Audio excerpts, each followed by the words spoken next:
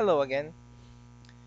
This is part 3 of the first lecture of Tripoli 23, which is in vector analysis. And in this video, we will discuss the different differential elements in different coordinate systems and an example of how they can be used to compute different integrals.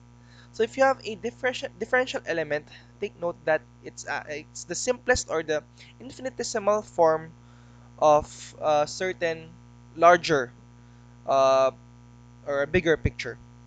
For example, this is your differential length. So it could be the the distance between two points that are very near each other. In the Cartesian plane, it can be defined by a differential movement along x, a differential movement along y, and a differential movement along z. Combine that together, you'll have this as the defined differential element of the Cartesian plane. Okay, so how to use it? Well, it can actually be used to compute for the length of a curve. So the length of the curve, for example, this is what? Y equals 4 minus x squared. This is a parabola that is something like this. Okay, so this is -2, this is 2, and this height is equal to 4. So it's a parabola. The length of that curve, of this curve right here, the total length of this curve, can be computed using the norm of your differential element. So imagine you have a differential element here, a very small element, which is defined by dx squared plus dy squared plus dz squared. Okay, so very small. If we add all these different small elements up and enclose it in this function right here, you add all these smaller elements and you'll get the length of the whole. How to do that? You integrate the norm of each element, or you add the norm of each element. Okay, so just to illustrate again, so this is your curve. Differential element would point here, a differential element here would point here, a differential element here would point here. Okay, so very small element. Okay, so you get the integral of that. Well, it's the integral of this function right here.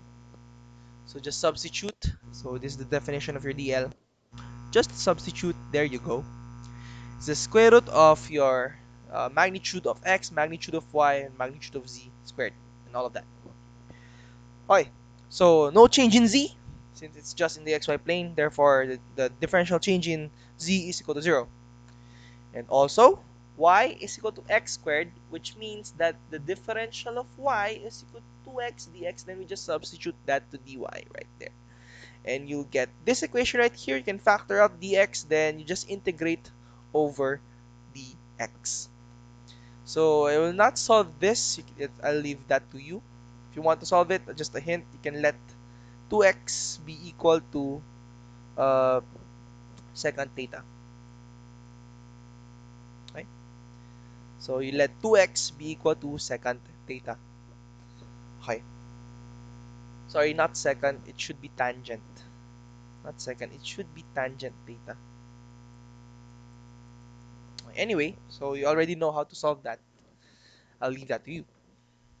Another example is actually what we call a line integral. Recall that the work done by a force on a particle is defined by this equation, F dotted to a differential length L. So the force is defined by this function. If a particle of mass m was moved from that point 0 to 1.5, and the path of the particle is sine 2 pi x, so basically it looks like this path right here. So from here to here, the path looks like this. There you go. The path that the particle took looks like this. What's the work done by your force field? Okay, so the work done can be computed by getting the dot product of your F with dl. So your F is x ax plus y ay dotted to this differential elements right here. Okay, so if you get the dot product of this and this, just get these equations right here. Alright, so the catch is here, dy, since y is equal to sine 2 pi x, then dy is equal to 2 pi cosine 2 pi x dx. And y is equal to sine 2 pi x. So this is now your y, this is your dy. Okay, so basically, the work done can now be integrated by using the values of, or the bounds of x only. So you integrate that. So use the double angle formula. You'll arrive with this. And you can integrate that now. Evaluate it from 0 to 1.5. You'll get the work done equal to 1.125. And that's the use of your differential element. The next part is, if you have a differential element, you have a differential, if you have a differential length, you also have a differential area. Okay? So recall that the area vector can be defined by, not that. The area vector S can be defined by the cross product between two vectors right here. That's also true with the differential element ds. The differential element ds is actually a vector which is the cross product of two differential lengths. So depending on the direction, so you'll get z hat, x hat, or y hat. For a Cartesian element, Cartesian, excuse me, Cartesian surface element, depends on the direction. If it goes to y hat, then it's here. It's defined by the cross of your dx and your dz. So it's the cross between dx and dz, therefore it's dz dx y hat. So in this case, if the direction is along x hat, then it's the cross between dy and dz. So dy and dz. And finally, that's also the same procedure for z hat. Okay, so where do you use it? Well, it can be used to calculate the force, total force of a force distribution over an area. So imagine a force distribution is acting on a 3 meters by 3 meter platform whose vertices are located on these points. Okay. The force is defined by the distribution function, this one. What is the component of the force in the z component? So if you want to get the component of the force in the z component, well, we need to get first, if you need to project all the forces in the z-axis. That's also true with your differential element s. Okay, so to visualize, it looks something like this. This is your platform, and the arrows represent the force distribution. Okay, so if you get the z component of your force, it's xy, az hat. So if it's a dot product, it becomes scalar, so it's xy. And the z component of your ds is dx dy. And notice that the platform is just a square. Therefore, we can separate the variables to each other. Okay? So that is what happened in this equation right here. And finally, the force is equal to 20.25 newtons. So for those who haven't taken Math 55, don't worry. So you will learn this in Math 55. If you are having trouble with the concept, you can actually visit this video lecture again, so you can make sense of the discussion here. Okay, so this is the visualization. Okay, of course, if we have a length, differential length, a differential surface area, we also have a differential volume. In this case, since it's just a box, what's the volume of a box? It's length times width times height. For a differential element, it's the differential x times the differential y times the differential z. So the differential element here is this one. Okay, so no examples for that. It's just for computing volume. Let's look at the more interesting stuff. For this one, let's look at the differential length in cylindrical coordinates. So this will be what do you call this? This is actually a more interesting element. Okay, so if it's a differential length from this point to this point, as you can see here, we change the color. There you go. Okay, so basically, you just need to add this length right here plus this length right here plus this length right here. The length here is just a differential radius.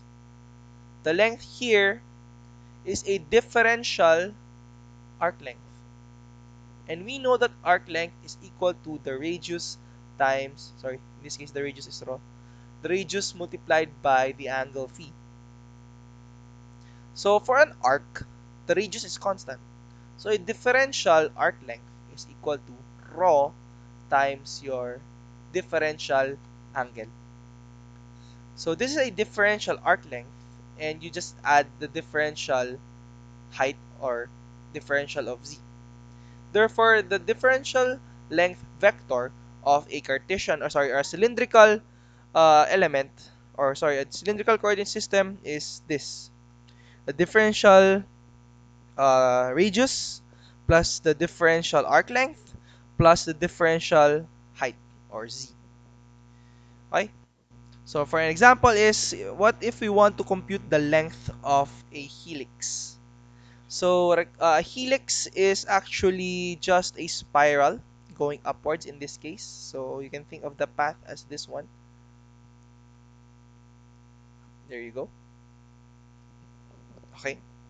So this is the length of a, we want to compute the length of this helix.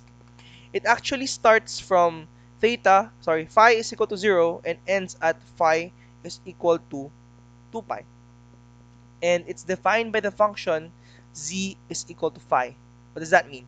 As phi increases, your height, the height of the point also increases. So as you can see here, the height of the point actually increased. So to get the total length of this helix, we just need to get the sum of all the norms of each differential length element. So there's a differential length here pointing in this direction, differential length, etc., etc. Just get the length of that, which is the norm, and you add all the norms of these smaller differential elements right here. And that is defined by the norm of dl, which is the norm of this vector right here, and that is the square root of these functions right here. Okay.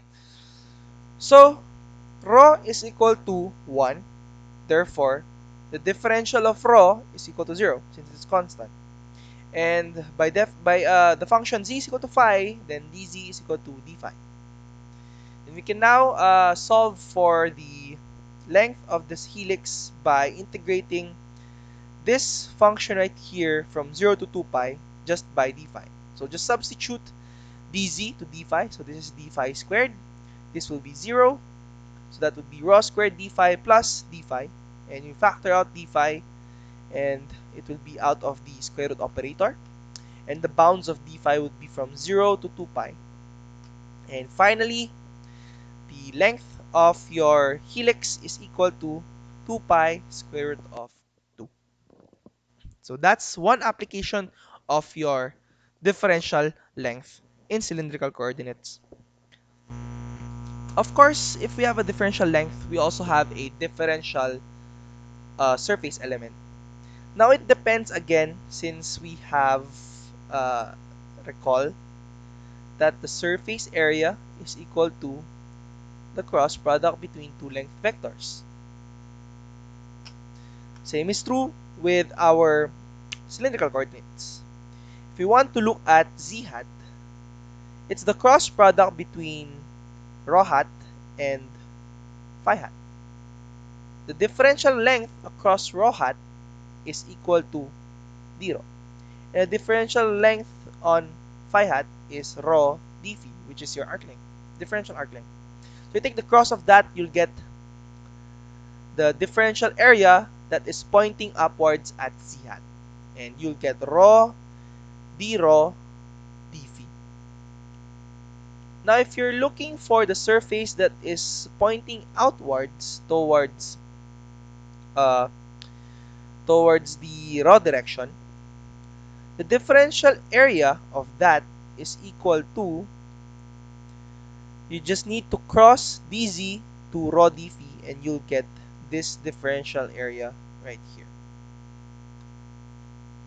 And actually, one area that is left out here is the differential element that is inside the sphere that is pointing towards the phi direction. So that's easy actually, since it's just d rho cross to d phi, dz, sorry. So this height multiplied by the radius, and you'll get the area along rho hat, sorry, phi hat. But it's kind of, it doesn't really tell us anything in this case, since it's just within a cylinder. So we don't really consider it much. Therefore, the total differential length, sorry, differential area is equal to this one. So let's say that's z, plus this one, that's rho, and plus this one, phi. Okay, so an example is, what is the area of the red shaded region right there? Well, we can compute that by getting the norm of ds. So ds again is the sum of, the small element here. If you take the sum of all the small elements, that's just integrating them, you'll get the total area of this surface right here. So again, the norm of this is just the square root of the sum of the squares of each component. So this is the components. Okay. So in this case, rho is bounded. Rho is equal to z. And phi is, since we have one revolution from here all the way around, phi is also bounded from 0 to 2 pi. Therefore, we will consider d rho and d phi. So that is the bound of our integration. So factor out d rho and d phi. We'll be left with these equations inside. We have dz over d rho, quantity squared, and we have dz over d phi. This also should be squared. I'm sorry, I forgot that. Okay. So as we know, your z component does not vary with phi. Therefore, this will just be equal to 0. And this one, dz over d rho, we know that rho is equal to z. Therefore, dz over d rho is equal to 1. So this will just be 1. And we'll be left with this equation right here. Just need to set up the bounds. D phi is 0 to 2 pi. D rho is 0.4 to 0.6. Simplify the equation. Evaluate the limits. Evaluate the integral. You're left with this. The area of this surface right here is this value right here. Okay, next, finally, we have the differential element of your cylinder, which is just basically just need to multiply all the differential lengths of your volume.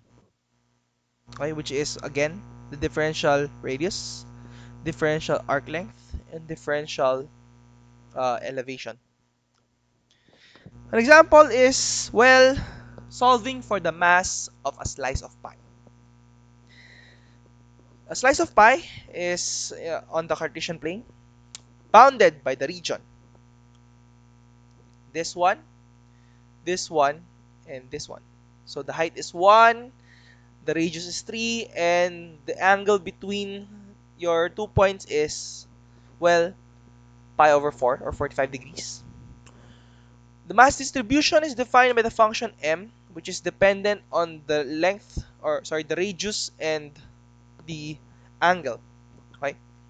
So what does that mean? It just means that the farther away you are from the center of the pie, the more dense is the slice of pie. I don't know if that's possible, but let's just assume it works.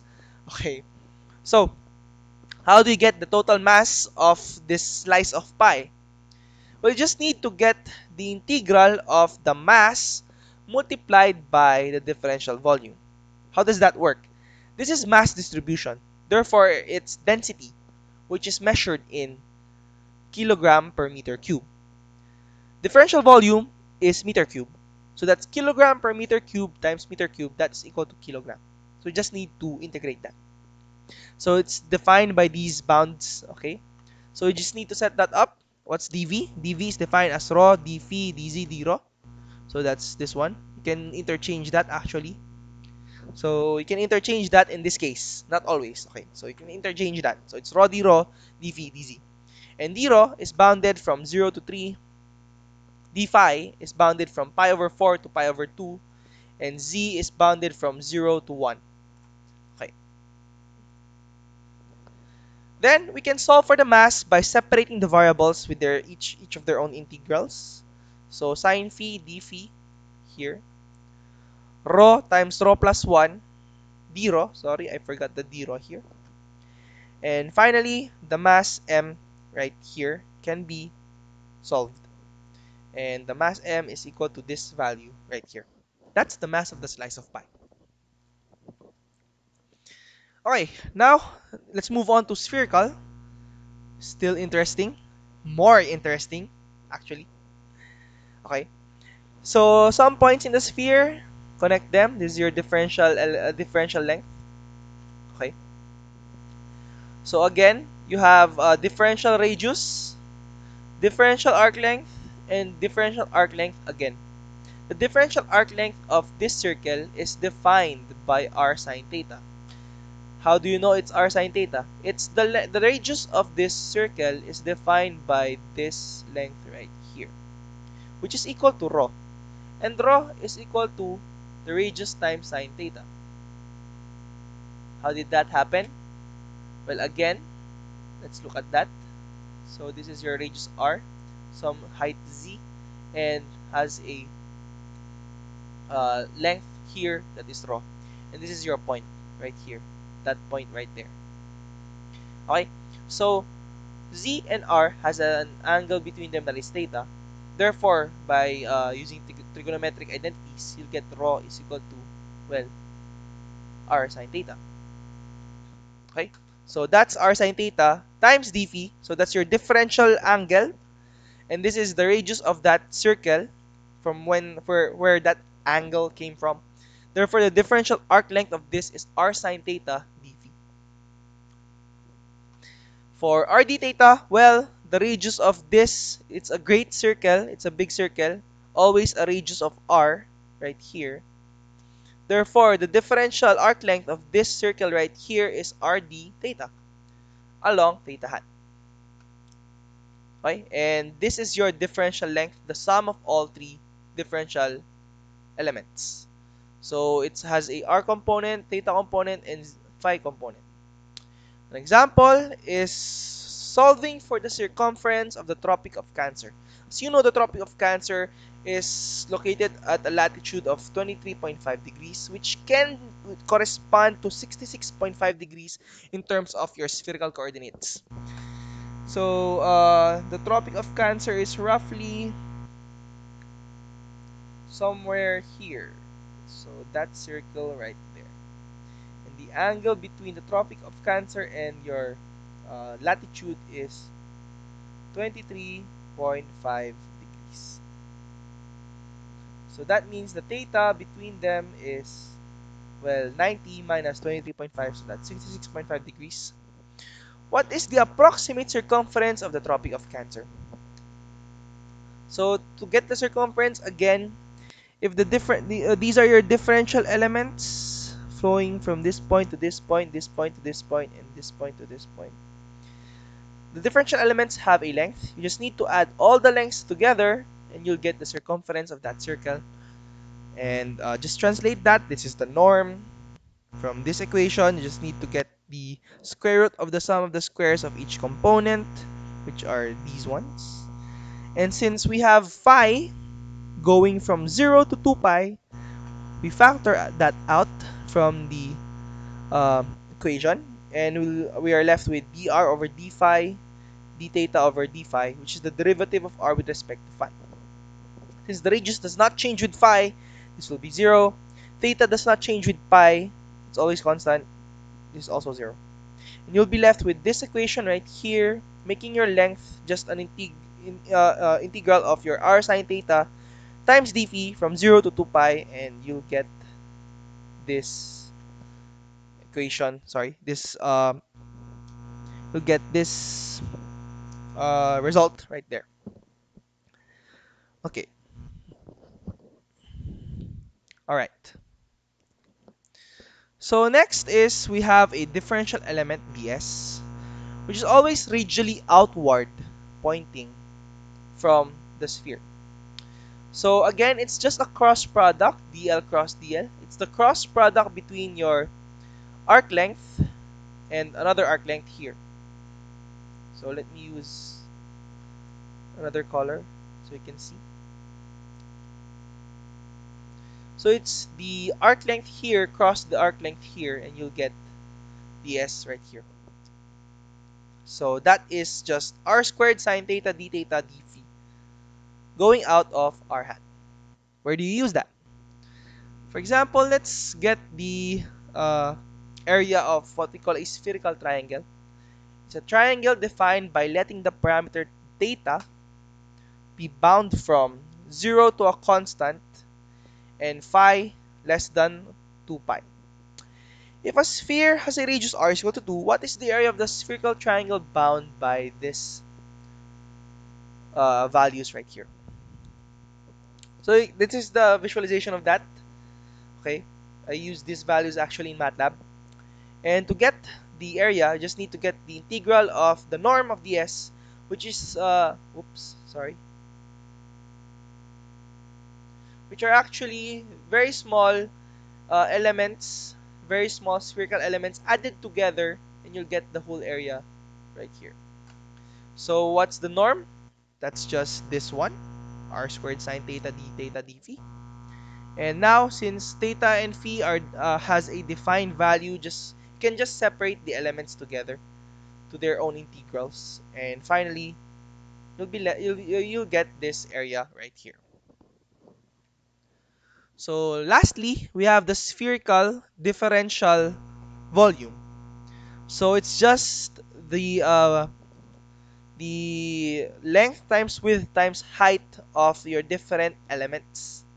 So your differential radius times your differential arc length times your differential arc length. So that's r sine theta, and dr. So r squared sine theta dr d theta d phi. This is your differential volume for a spherical element. So how to use that? The volume of a sphere. We can use it actually to derive the volume of a sphere. What is a sphere anyway? It's just basically a sphere with radius rs is just bound between 0 is less than r is less than rs. So your r is from 0 to rs. Your theta is from 0 to pi. You do a full sweep from here towards the other end of the z-axis, and your phi is bound from 0 to 2 pi. That means it's bound from here towards the other side. Okay, so you can evaluate these separately since these variables don't interact with each other. So you can also evaluate them again in their separate integrals. And you'll get this familiar formula right here, which is actually the volume of a sphere that we memorized when we were younger. I bet you already know this from your high school geometry, actually.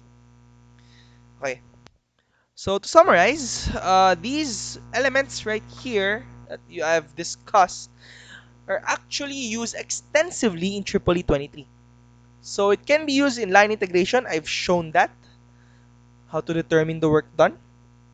Surface integration, there's different types of surface integration. There's Gauss law, getting the current density. I've actually shown one surface integration. We wanted to know the force on a platform, right? Show that earlier. It also pertains to volume integration. More of that in later lectures. So again, if you have any questions, you can always just post in Ovle, and I'll do my best to answer them. Um, if I'm not busy when I'm in the workshop. So I'll see you on January 29th.